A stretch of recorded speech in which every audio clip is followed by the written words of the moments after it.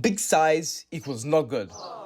Let me explain. Let's go. Originally, this video was meant to be just about the final boss of Nightreign. You know, the aura farming guy with the glint blade and the destined death in his belly. But like, there ain't much to say. Like, I mean, he's just, you know, Radagon, Bablu, and his arms are in the wrong places. You get the point. So I thought I'd go over all the bosses one by one. But then I realized I had the same thoughts. The bigger they got, the less I like them. Hear me out. I had zero problem with these types of fights in Elden Ring. I adored almost every single boss. Almost, you know.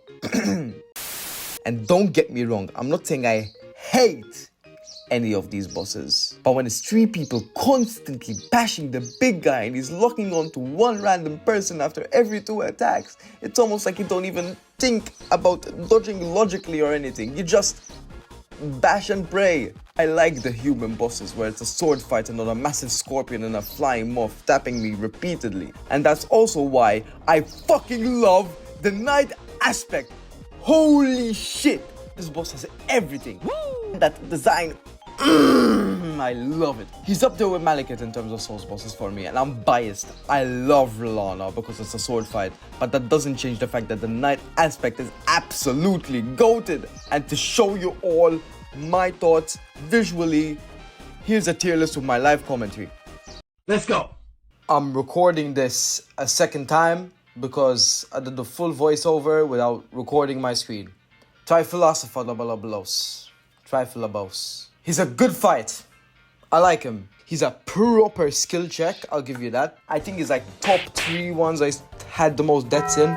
He splits into 3 and locks on to one person who needs the most healing. That one person dies down to their 3rd knock. They're completely out because even if he merges back, it's too fast to get the other person up. So personally, I'll give this guy an A. Gaping jaw. Man's got ADHD. I'm calling it right now. Man's got major ADHD. Like, this guy does not chill for 1 second. Thank God I play on a PS5 because those frame drops are horrendous, and I mean horrendous. I do not know a single one of his attacks because he's always moved. The only one I know is the one where he's trying to bite you, which is almost every single one because, like, you know, yeah, this guy gets to see. We already spoke about him, and there's nothing to say about this guy. This is the most bum boss fight. I will say this with certainty. The Blob is one of, if not the worst, FromSoft boss ever made. He's there with freaking Capra Demon from DS1. So bad. Libra, one of the more challenging ones. I spent so long on this guy. He's fun. It's a hard fight, but that full arena AoE madness attack. I know you're meant to grab the shards to dodge him, but holy shit is he hard. I'll give him an A in front of Trifilosopher. This guy, I forgot his name. I'm gonna keep it real, I forgot his name. But he's so fun to fight. He gives me Radon vibes, not Prime Radon, the first Radon, where he's on his horse. And personally, I'm giving him an S. I'm biased because this is a sword fight, but I don't care. Fisher, you know my opinion. The bigger they are, the worse. And that especially counts for dragons when you're not playing any ranged characters. So we're talking Wilder here, right? But he's actually pretty fun to fight, I can't lie. Except for that sky attack. The one with the crystals dropping. Horrendous attack. But apart from that, pretty good. I'm gonna give him a B. Solid B, and you already know. Night aspect. Right up there. Night aspect. My goat. HEOLSTAR is his name. HEOLSTAR, I don't know. But he is one of, if not the best final bosses from FromSoft. I'd put him in front of Elden Beast. Elden Beast is much worse than this. Radagon's like right next to him. I'd say Soul of Cinder is unbeatable. He's definitely better than Gwyn. He's just goated overall. Just like, look at him. Look at him. Great, good. You understand now? You don't? Too bad. He's the final boss of Nightreign. Hey everyone, Editor Luke here. Doing a voiceover for this fight because I forgot to record audio whilst fighting this. Don't mind it, the birds chirping, let them chirp. For context, this is like maybe my third or fourth time fighting the final boss. I'm playing Executor with two randoms. One's also an Executor. We have Latin and the Recluse.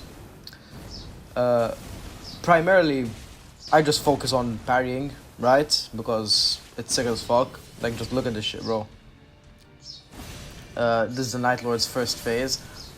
There's some charm to his first phase. I don't know. I really like it. It's like simple, but you can easily die. I think like 2 swipes and you're dead from him at this phase. I'm not sure what it is. I feel like that first phase can like ruin you if you get downed immediately. Second phase in, I've fought this boss so much that I kind of know like any of these like blue attacks, like the timing for them pretty well. I'm honestly like not struggling that hard, as you can see. I'm actually going in for the aggro, trying to aggro so that our Recluse can get as much damage in as possible, as well as the other Executor. You're gonna notice I barely pull out my actual weapon during this run, primarily because my 2 other teammates have good weapons that can deal some damage. I have a lot of weapons with passives that help with like defense and damage negation, which is exactly what you need.